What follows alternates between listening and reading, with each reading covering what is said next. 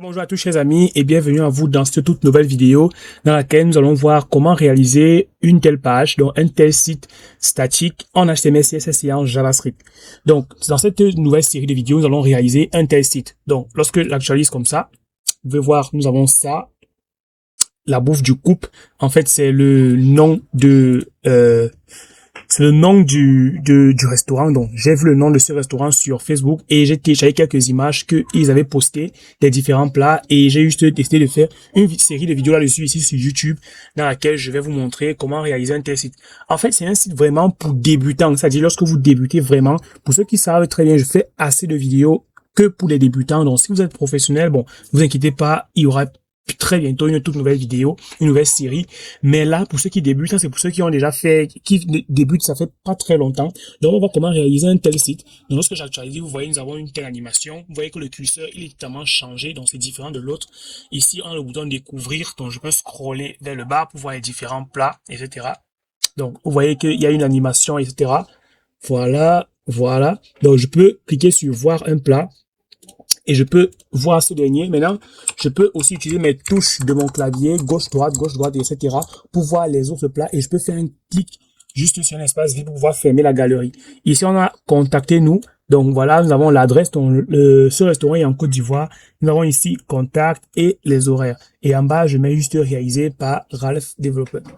Donc, voilà un peu ce que vous devez être capable de réaliser. En fait, j'allais oublier de préciser, le site est totalement responsive. Donc, si je fais un clic droit, je vais sur inspecter, je peux voir le responsive total de ce site. Vous voyez qu'il est bien responsive. Nous allons le réaliser en HTML et en CSS, ainsi qu'avec du JavaScript.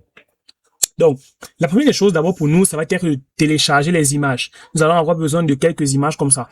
Si vous en fait, je vais voir si possible pour moi de vous mettre les images que j'ai dans la description de cette vidéo via un fichier Drive. Mais sinon, vous pouvez venir sur Google, vous tapez seulement quelques images. Donc, par exemple, vous tapez juste plat africain. Par exemple, comme ça, plat africain. OK. Soit vous pouvez aller sur un site comme Pexels. Vous pouvez aller sur Pexels. Maintenant, vous venez ici la catégorie images. Cliquez là. Ça vous ouvre une deuxième page et on va voir différentes images, différents plats. Bon, il est vrai que souvent, c'est pas très conseillé de télécharger des images comme ça. Donc, lorsque je vais faire les vidéos sur la cybersécurité, le pentest et autres, je vais vous expliquer pourquoi c'est pas souvent très conseillé de télécharger des images comme ça. Mais si vous voulez mettre ça de côté, vous pouvez télécharger pas mal d'images ici. Donc, vous téléchargez les images et vous les mettez dans un dossier. Pour ma part, j'ai déjà préparé un dossier qui s'appelle images. À l'intérieur de ce dossier, j'ai toutes les images que je vais utiliser. Maintenant, je vais faire un clic droit et je vais aller sur nouveau dossier et je vais l'appeler test_resto, tout simplement. À l'intérieur de ce dossier, je vais glisser mon dossier images qui contient les différentes images. Et je vais porter ce dossier, je vais l'ouvrir avec Visual Studio Code. Alors, d'abord, avant qu'on avance un peu plus, je vais devoir vous montrer comment obtenir VS Code. Donc, vous pouvez venir ici, vous tapez VS Code. On va y arriver, c'est VS Code, non, c'est VS Code. Donc, VS Code comme ça. Donc, vous pouvez télécharger Visual Studio Code. Bon, moi, ma connexion internet, elle est un peu super lente, mais bon. Vous allez taper sur Google VS Code, vous allez prendre le premier lien et vous allez le télécharger. Dans la description de cette vidéo, je vais vous mettre une vidéo qui va vous expliquer de A à Z comment télécharger et installer Visual Studio Code. C'est une vidéo que j'ai déjà faite qui est disponible sur cette chaîne. Je vais vous mettre le lien de cette vidéo dans la description. Alors, maintenant, nous allons commencer donc à créer la première interface. Nous allons commencer à réaliser en fait ce site. Donc pour cela, moi, je vais pas trop venir dans le navigateur de temps en temps. Donc, si vous avez deux écrans, voici ce que vous allez faire. Moi, perso, j'ai deux écrans. Ce que vous allez faire, c'est que vous allez cliquer sur le bouton Go Live. Donc, vous allez d'abord installer l'extension Live Server. Donc, vous allez cliquer ici sur le Marketplace. Et vous allez taper dans votre barre de recherche ici, Live Server. Ça va vous sortir cette extension-ci et vous allez l'installer. Ensuite, vous allez créer maintenant un tout nouveau fichier. Donc, nous allons commencer par index.html, comme ça. Vous allez ensuite appuyer sur F1 et vous allez taper dans la barre de recherche Live Server. Vous allez prendre ceci. Ça va ensuite vous ouvrir cette page blanche-ci, donc qui est juste là. Donc là, on va faire un test. On va réaliser une toute première page. On va réaliser d'abord juste un simple texte. Par exemple, ceci est mon site de mon restaurant. Donc d'abord, je vais mettre le squelette complet de ma page et je vais mettre par exemple ici un H2 et je vais dire voici le site de juste mettre de mon resto ou de mon restaurant, peu importe. Et là, lorsque vous allez enregistrer, donc pour ma page, je suis sur autosave, donc je sais pas trop pourquoi est-ce que ça n'a pas encore enregistré. Mais bon, ça a cet effet de chargement, donc ça va charger un peu. Donc, ou vous pouvez cliquer directement sur Go Live. Donc, comme ça, et vous allez patienter, ça va lancer. Et vous pouvez voir que là, ça fonctionne parfaitement. Donc, là, tout fonctionne parfaitement. On a réussi à écrire notre premier texte. Voici mon restaurant. Très bien. On continue donc pour la suite. Donc, bon, la première chose que nous allons faire, bon, tout d'abord, je vais faire un contrôle plus comme ça pour que vous puissiez bien voir dans le code, comme je vais l'écrire, ce que nous allons d'abord devoir faire ici. Donc, d'abord, je vais vous montrer ce code ici. Alors, ceci, ce sont des liens que nous allons utiliser. Donc, je copie comme ça et je vais vous expliquer plus tard. Je copie comme ceci, voilà, et je vais venir dans ma balise hit, comme ça, et je vais coller cela. Ok, je viens ici, comme ça. Alors, ici, tout d'abord, ces deux liens, ce sont des liens de préconnect. Ce sont des liens qui vont me permettre de lancer mon site un peu plus vite. Parce que lorsque vous allez constater, lorsqu'on exécute le site, lorsqu'on lance le site, il n'y a pas trop une perte de temps. Tous les éléments arrivent très vite. Ça permet juste de dire à Google, j'aimerais que tu prépares les données qui vont être sur le serveur. Donc, que tu prépares les fichiers depuis ce serveur. Maintenant, ce lien-ci va juste me permettre de faire venir la police d'écriture depuis Google. Maintenant, le reste, vous connaissez, le MetaChat7 UTF-8 permet juste d'accepter les encodages sur la page. Et la balise Meta NMViewPort permet plus tard de gérer au mieux le responsive de votre page web. Donc ici, je peux supprimer ceci, c'était juste le code de test qu'on faisait. Donc vous allez vous rassurer de copier exactement le code ici. Donc je vais vous mettre le fichier dans la description. En fait, je vais juste copier le code comme ça, je vais le mettre dans la description de cette vidéo. Maintenant, ce que nous allons devoir faire ici, si je reviens sur la page ici, vous voyez que le curseur, il n'est pas du tout comme ailleurs. Par exemple, le curseur ici, il est très différent. Donc, on va d'abord commencer par créer le code HTML. Nous allons écrire le code HTML complet de la page. Nous allons écrire le code JavaScript complet de la page. Et nous allons écrire le code CSS complet de la page. Donc, ce que nous allons devoir faire tout d'abord, ça va être de personnaliser le curseur. Donc, je vais créer les différentes divs qui vont gérer le curseur. Pour ce faire, rien de très compliqué. Je vais mettre un point ici parce que je vais utiliser une classe et je vais faire cursor. Tout simplement. J'appuie sur Entrée. Et j'ai créé cette div là. Ensuite, un tout petit peu plus bas, je vais créer une autre div qui va être cursor follower. Donc, je vais mettre là cursor follower comme ça et j'appuie sur Entrée. Maintenant, je vais aller un tout petit peu plus bas pour pouvoir gérer la navigation de ce site. Donc, je vais mettre ici une nav de classe navbar. Donc, je vais créer la navigation. Donc, on va mettre navbar comme ça.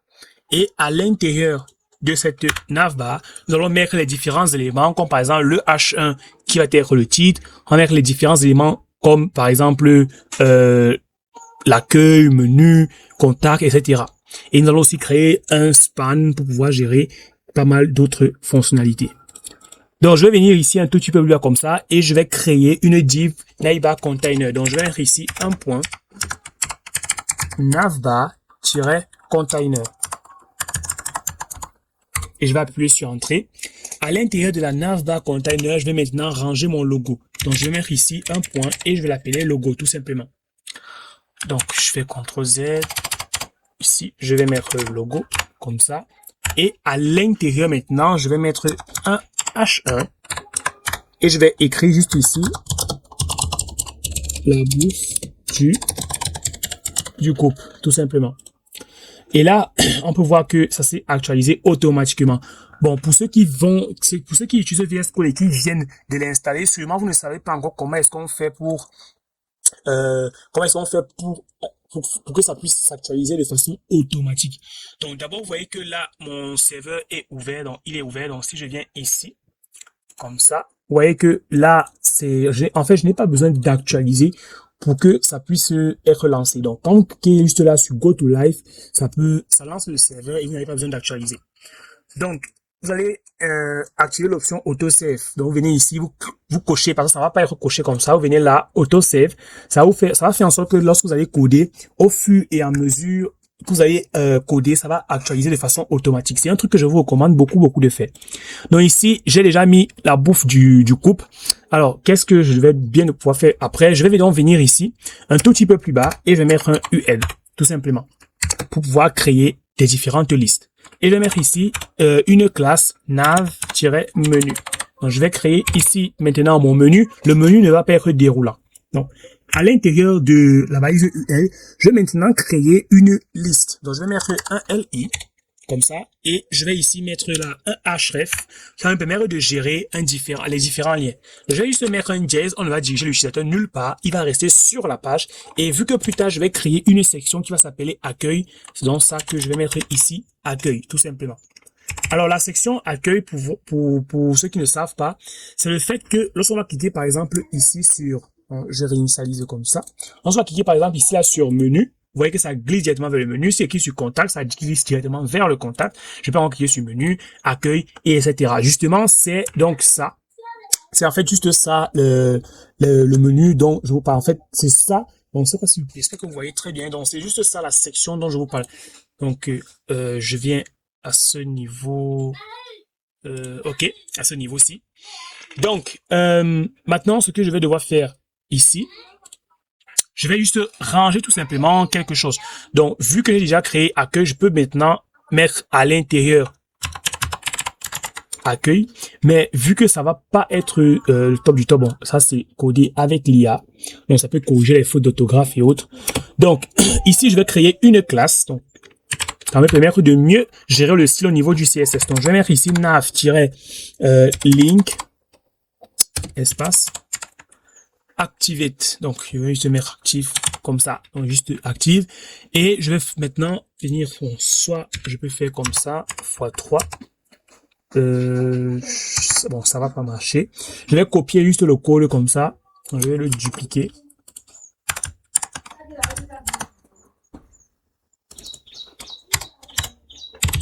Alors ici, au lieu de accueil, je vais mettre menu. Ici maintenant, au lieu de menu, je vais mettre contact, tout simplement. Ici, je laisse navlink comme ça. Donc, je vais laisser navlink active, etc. Je viens maintenant en dessous de mon UL et je vais créer un spam. Donc, je vais mettre ici la classe hamburger, tout simplement. Venir ici et je vais venir à l'intérieur. Je vais mettre maintenant un span et je vais mettre l'astérisque et ici je vais mettre le nombre de fois que je le veux. Donc je le veux pour 3 et j'appuie sur entrée et là ça m'ouvre span combien de fois, ça me l'offre 3 fois. Ok, donc tout pour l'instant tout est bon à ce niveau là, donc tout fonctionne parfaitement. Donc je vous recommande ici de mieux séparer les choses comme ça. Et maintenant, ce que nous allons devoir faire ici, ça va être de créer la section accueil. Donc ici, je vais mettre un ID. Donc je vais mettre d'abord section et je vais mettre la ID accueil tout simplement. Et à l'intérieur de accueil, donc vu que bon là je n'aime pas trop le fait que ça me génère automatiquement le code comme ça par l'IA. Donc ici après accueil, je vais mettre une classe et je vais ici mettre juste héros, tout simplement. Et là, à ce niveau-ci, maintenant, je vais devoir créer une classe, donc, que je vais appeler héros-content. Et à l'intérieur de ça, je vais mettre un H1, comme ça, et il va avoir pour classe héros-title, héros-title, rival. Donc, rival, comme ça, je pense, c'est comme ça s'écrit. Ok, donc, et je vais mettre ici la bouffe du couple. Tout simplement. Donc, un tout petit peu plus bas maintenant, je vais créer un texte. Donc, je vais mettre la balise P pour un paragraphe. Et ça va avoir pour classe héros. Héros-subtitle.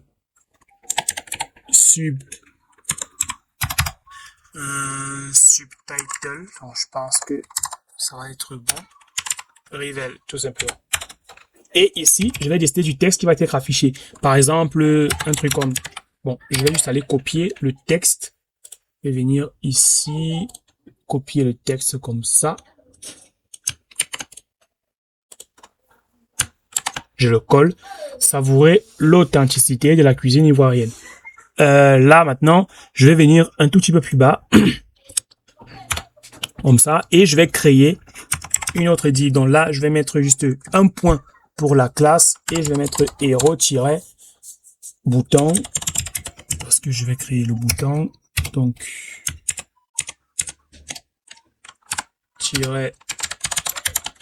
bouton. Et ici, je vais mettre un Reveal, tout simplement. Et je vais créer ici un href, donc qui va diriger vers le menu. Et ici, je vais mettre donc la classe de ce dernier. Et ça va être un btn, donc un btn espace btn primaire. Donc, je vais mettre primary. Comme ça. Et ici, je vais mettre découvrir le menu. Tout simplement. Découvrir le menu. Et donc découvrir. Bon, je vais juste appuyer comme ça. Et un tout petit peu plus bas. Donc là, on a href qui est fait. Mais on a notre div qui s'arrête à ce niveau-là. Et avant toutefois de sortir de la section, je vais créer ici, je vais mettre une classe. Donc je vais mettre ici héros-overlay,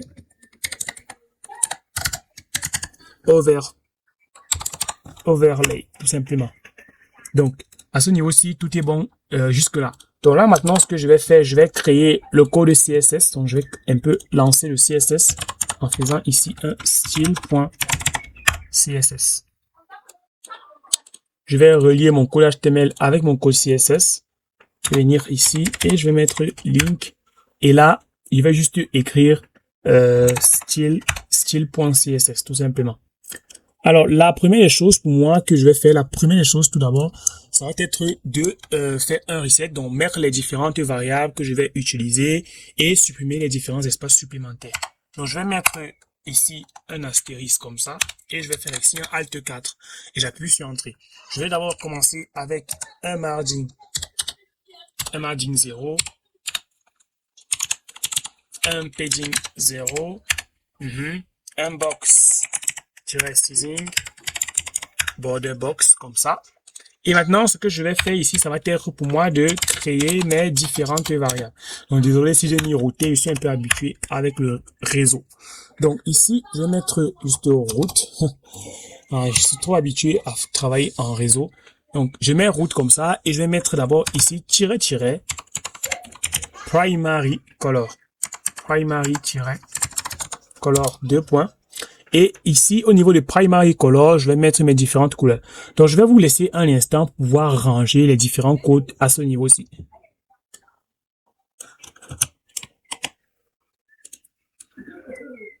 Donc, j'avais déjà copié. Donc, en fait, ce sont les différentes couleurs que nous allons utiliser à ce niveau-ci tout au long de cette vidéo, de cette série. Donc, ce sont les différentes couleurs, en fait. Primary color. En fait, pour ceux qui débutent, on vous a sûrement dit que le CSS c'est juste un langage de feuille de style qui permet juste de gérer les couleurs sur un site, les animations, etc. En fait, en CSS, ceci fait aussi partie du code CSS, bien sûr. Et, sauf que c'est différent. Ceci permet juste de créer, on peut dire que ce sont des variables qu'on crée qui rangent les couleurs et plus tard, on les récupère pour pouvoir les utiliser. Ça va vous empêcher de répéter le même code plusieurs fois, énormément de fois. Donc, ceci, c'est un raccourci pour vous. Une fois vous débutez, ça va énormément vous aider. Et lorsque vous allez commencer à souvent utiliser des templates ou apprendre à modifier les templates, vous allez constamment voir ceci, ce genre de code écrit à ce niveau-ci. Donc, ici, je vais maintenant mettre HTML pour pouvoir gérer le scroll. Et je vais mettre ici un scroll behavior, et je vais mettre smooth, tout simplement. Maintenant, je vais passer directement à la page en elle-même. Donc, je vais modifier maintenant la page. Donc, désolé si lorsque je code automatiquement, il y a des codes qui sont générés comme ça. C'est juste parce que c'est l'IA. Donc, si j'appuie sur Tab, par exemple, vous voyez que là, ça me met juste un code comme ça, sans toutefois même m'avoir demandé. Donc, je vais supprimer ce code parce que c'est pas ce que je veux. Et je vais juste d'abord commencer par mettre la police d'écriture. Donc, je vais mettre ici un font font family, et je vais mettre la police, donc je vais mettre Poppins sans serif, comme ça. Et ici, je vais mettre la couleur du texte en faisant color, et je vais récupérer va-texte dark, tout simplement, parce que tout le texte qui est sur la page, je vais le mettre en sombre, donc en noir. Je vais récupérer la couleur d'arrière-plan, je vais faire ici background color, et je vais mettre là va-tiret, et je vais mettre light background, donc light BG, tout simplement. Ici, je vais mettre un overflow hidden, et un tout petit peu plus bas, je vais mettre un cursor, plutôt que de mettre pointa, parce que vous voyez que là, lorsque j'arrive n'importe où sur la page, le curseur se met comme ça, et je vais retirer l'effet de pointa, et je vais mettre juste none, tout simplement. Donc, vous voyez que là, lorsque je suis là, le curseur n'est pas fonctionnel, donc il disparaît totalement lorsqu'il arrive sur la page. Maintenant, je vais d'abord gérer l'animation du curseur. Donc, je vais mettre un cursor animation. Donc, ici, je vais mettre point cursor. On va y arriver. Bon, là, quand même, c'est pas ce que je veux. C'est pas du tout ce que je veux, donc je vais supprimer tout ça. Je voulais juste que ça puisse mettre cursor. Donc, ici, je vais commencer avec un width, comme ça, qui va être d'abord de 20 pixels. Point virgule. Un tout petit peu plus bas, je vais donner aussi un height de 20 pixels. Ensuite, je vais mettre un border, 2 points, qui va être ici d'abord 2 pixels. Et je vais mettre un solide, var, entre parenthèses, primary color, tout simplement. Et ici, je vais mettre un border reduce, donc pour les bordures, comme vous entendez si bien le nom, et je vais mettre 50%, tout simplement. Donc là, vous voyez un peu, regardez juste là ici, un tout petit peu plus haut, comme ça. Vous allez voir cette boule-ci, en fait, c'est juste ça. Donc ici, je reviens maintenant un tout petit peu plus bas, et je vais mettre une position. Donc je vais mettre la position. Pour le inherit là, je vais mettre juste fixed, tout simplement. Je viens maintenant un tout petit peu plus bas et je vais mettre un top, 2 points qui va être de 0. Ici, je vais mettre un left qui va être de 0. Un tout petit peu plus bas, je vais mettre un pointer even. None. Je viens ensuite ici et je vais mettre un Z-index. Z-index 2 points. On va mettre 9999, tout simplement. Je vais maintenant un tout petit peu plus bas pour mettre sa transition. Donc, transition ici. Et je vais mettre là, transform.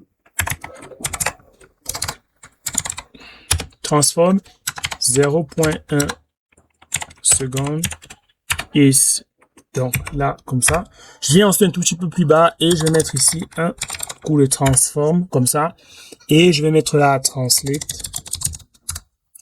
Entre parenthèses, moins 50%. Et je vais encore mettre ici, moins 50%. Tout simplement. Et ici, un display none. Tout simplement. Donc, à ce niveau-ci, tout fonctionne parfaitement. Donc, voilà. Maintenant, je vais gérer le cursor follower. Donc, je vais venir ici, je vais copier comme ça. Venir ici. Et je vais mettre un point. Alors, pour ceux qui vont se poser sûrement la question de savoir pourquoi est-ce qu'on met le point lorsqu'on écrit, par exemple, un truc comme, vous avez sûrement remarqué que ici, par exemple, lorsque je vais mettre curseur, je mets un point. C'est juste parce que le point, c'est pour en HTML et en CSS, le point, c'est pour la classe et le JS, c'est pour le ID. Donc, déjà, lorsque vous venez d'abord ici, vous voyez que là, on a le curseur comme ça. On a comme un petit truc qui le suit. Regardez. Lorsque je bouge comme ça, par exemple, il y a cette petite boule qui est derrière qui suit le curseur. C'est exactement ce que nous sommes en train d'essayer de reproduire. On reproduit le curseur et on reproduit le curseur follower. Bon, c'est vrai que le top du top, là maintenant, ça va pas marcher parce que dans cette vidéo, si nous n'allons pas coder en JavaScript, le JavaScript, c'est pour les prochaines vidéos. Donc, nous allons juste réaliser une première chose, puis nous allons mettre pause à la vidéo et je vais vous revenir dans une autre partie, etc. En fait, c'est comme ça que nous allons continuer le travail. Donc, ici, après au niveau du curseur follower, je vais d'abord lui donner un width un width ici qui va être de 40 pixels. Un tout petit peu plus bas, je vais lui donner un height qui va être de 40 pixels. Et un tout petit peu plus bas, je vais lui donner un border 2 points. Et ici, je vais juste donner un pixel, espace solide, var. Je mets entre parenthèses, je vais récupérer quelque chose qui est dans une variable. On va mettre d'abord le point virgule ici. Et je vais récupérer var, primary color pour récupérer la couleur de base. Donc ici, on a le primary color déjà. Donc je vais maintenant venir un tout petit peu plus bas et je vais lui donner le border radius qui va aussi être de, je vais mettre la border radius qui va aussi être de 50%. Ça permet que ce soit sous forme de cercle. Et ici, un tout petit peu plus bas, après le border radius, je vais mettre sa position. Position fixed. Oui. Ensuite, je vais mettre un top de 0 et je vais mettre ici un left de 0. Tout simplement. Je vais mettre maintenant le pointer even qui va être ici. Donc, je vais mettre là none. Ensuite, je viens un tout petit peu plus bas, je vais mettre un z-index et ici, je vais mettre juste là 9900, bon, 1, 2, 3 unités, 9998. Ok, tout simplement. Et ici, je vais mettre la transition all, espace, 0.3 secondes, ace, tout simplement. Maintenant, ici, je vais mettre un coup de transform, 2 points, translate, entre parenthèses, moins 50%, je vais mettre une virgule, et il va mettre encore moins 50%, tout simplement. Et là, je vais mettre juste opacity, 2 points, et je fais ceci. Donc, je vais mettre ça à 0.5, et je vais mettre là juste un display, et je vais juste dire none, tout simplement. Donc, voilà, à ce niveau-ci, tout fonctionne parfaitement. Maintenant, je vais devoir dire ce qui va se passer lorsque on va placer le curseur sur l'écran. Donc, on va donc faire un curseur over et un body over, tout simplement. Donc, je vais donc ici, un tout petit peu plus bas, et je vais mettre body, 2 points, over, et je vais mettre ici un point curseur, tout simplement. Et là, je mets une virgule. La virgule va me permettre de recibler encore plusieurs autres choses. Et je vais décider maintenant du curseur aussi over follower. Donc, je vais appuyer sur tab comme ça. Et vous voyez que là, ça change un peu. Quand je fais venir mon curseur sur ma page, tout change un peu. Donc, je vais mettre à ce niveau-ci, je vais supprimer juste le display bloc que j'ai mis là pour pouvoir écrire autre chose. Bon, vous savez quoi? Je vais remettre le curseur bloc. Je vais le remettre. Et ici, je vais faire plutôt un point curseur. Et je vais mettre là juste over. Comme ça.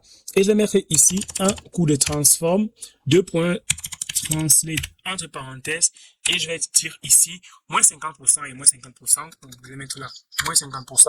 Et je vais mettre ici une virgule. Et encore aussi un moins 50%. Donc moins 50%. Donc on va y arriver. Moins 50% ici.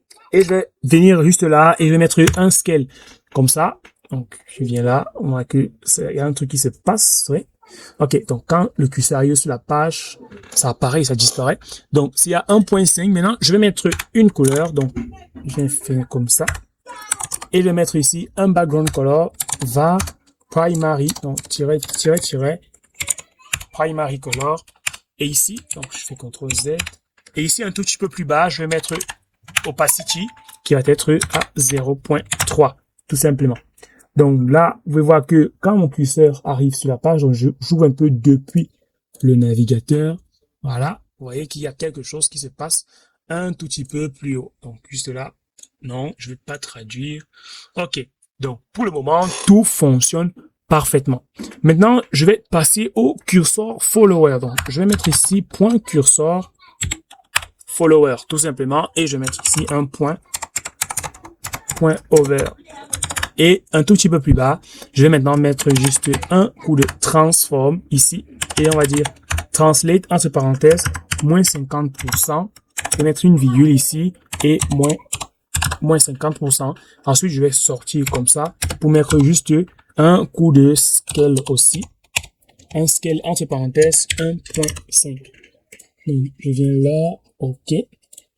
Lorsqu'on va intégrer aussi le code de JavaScript, on va voir pas mal de choses à ce niveau-là. Donc, déjà, nous avons réalisé quelque chose de plutôt simple dans cette partie-ci. Donc, nous avons fait assez pas mal de choses. Donc, on se retrouve quelques temps plus tard.